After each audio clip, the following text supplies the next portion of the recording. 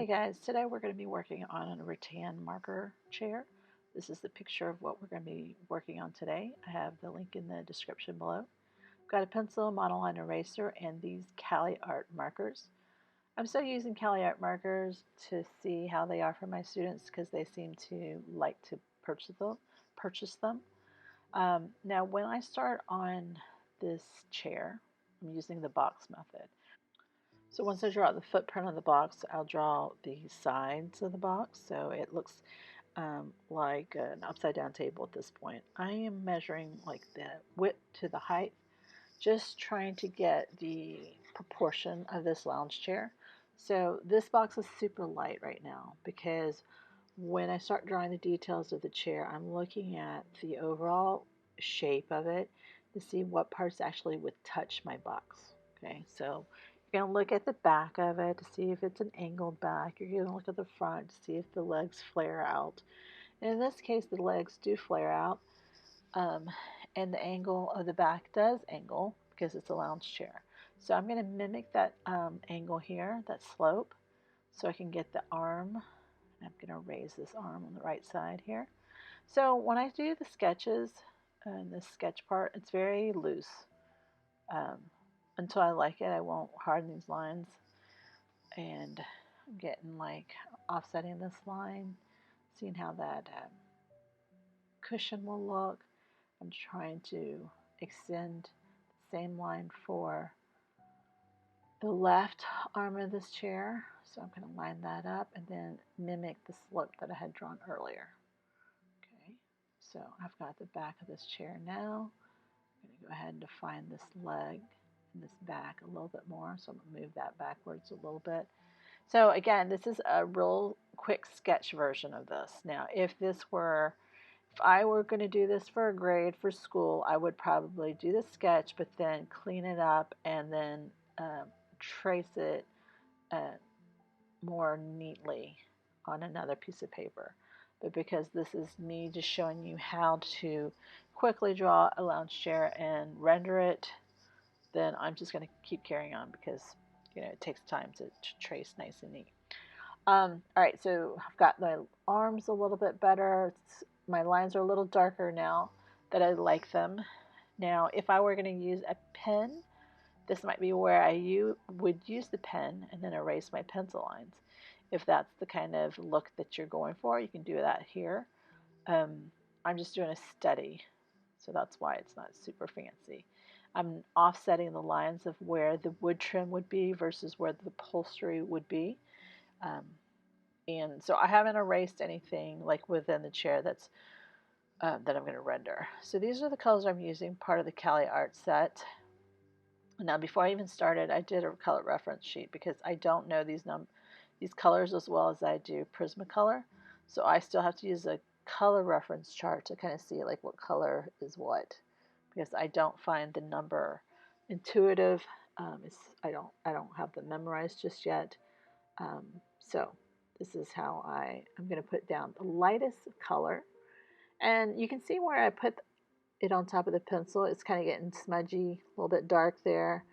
This would be why you would want to maybe clean this up a little bit.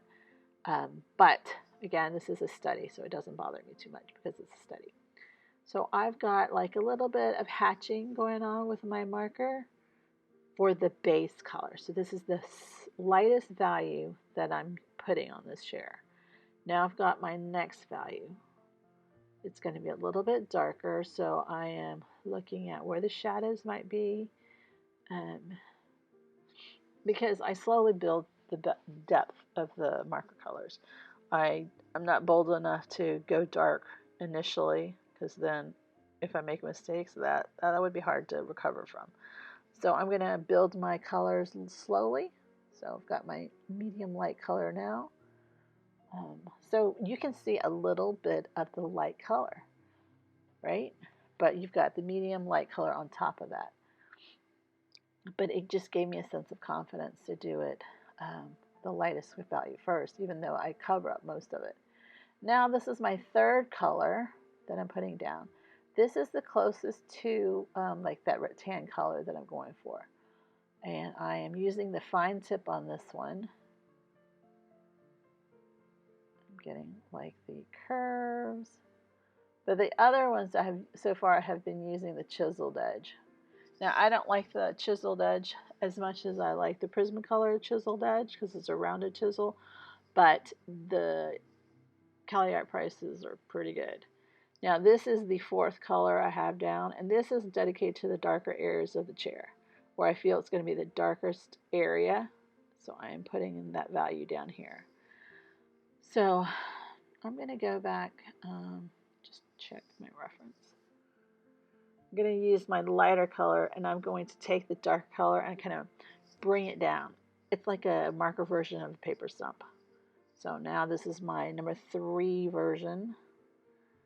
So I do notice that there's like a streakiness to this marker that I wouldn't have if I used my Prismacolor. And see how it's puddling right there? And this is the correct side of the paper, so I know that it's correct. But I think that when you get too many layers with Cali Art, it does start to puddle. Alright, so now I'm going to go a little bit darker here, a little bit darker there, a little bit darker there. Now this is my number 3 color. I'm starting to use the hatching kind of movement here, like the technique, and then I'm kind of using the lightest one to kind of streak it around. So I'm trying to build a bridge between all of my values. Now these are the colors I'm using for the cushion. So I've got the lightest gray, I hope. This is the lightest gray that I have. That's pretty light. Okay. And I'm going to give the areas some color wash. And I try to keep some areas light. So I'm trying to imagine like if the light were hitting, it wouldn't be as strong a value there. But here the cushion's going to be returning into a corner, so it's going to be a little bit darker here. So maybe I'm just keeping the top cushion a little bit lighter than the base and the arms. So here's a value. That's number 1 gray. Okay? It's not literally number 1 gray, but my first layer of gray. Here is my second layer of gray. And now I'm going to go a little bit darker where it's going to be a little bit more sense of shadow. Now again, I am using a photo reference, which you can find in the link. So that way, once I feel comfortable with this photo reference, if I need to turn this chair in space, I can do that, and I can still get this chair. All right, so now this is number 3 value, I think. Gonna get a little bit of shadow here. I'm using the fine tip for this one because I want that shadow to be pretty crisp. Now, this is number 4 value. So I'm trying to give that really nice, sharp sense of value. So I'm trying to get that edge really nice and sharp. So it's more believable in terms of having a shadow. Okay, I'm going to go back to the light one now. And I'm going to expand on that shadow. So I have the dark value. Now I'm going to go a little bit darker, at least make that dark value like bigger. So I wanted that crease, that sharp edge of value that's darker, but now I'm just kind of expanding on my shadow layer. So it looks more 3-dimensional. So sometimes what you can do is to kind of take a step back, pin your work up and then look at it from a distance. Does it look like it has a sense of volume, like 3D, or is it flat? A lot of times, if you want it to have a sense of value, you really have to make sure you have enough range of value. All right, so now I'm using this blue to indicate the pattern of this fabric. So, this is kind of, I know it's some kind of organic, kind of 80s print. So it looks something like that. And I'm going to use the fine tip to define my dark edges. So that looks a little bit better, I think.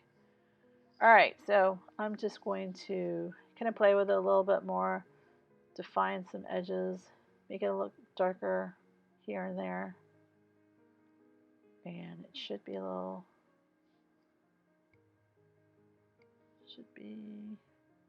should be okay. You know, play with it a little bit.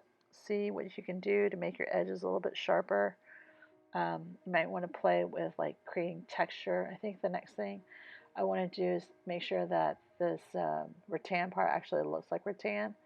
So maybe I'm going to support that texture by using more of a cross hatching. So let's see if we can do that.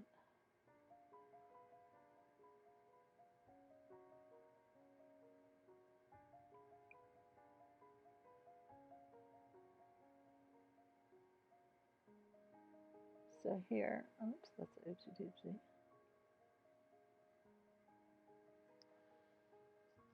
right, get that arm a little tighter.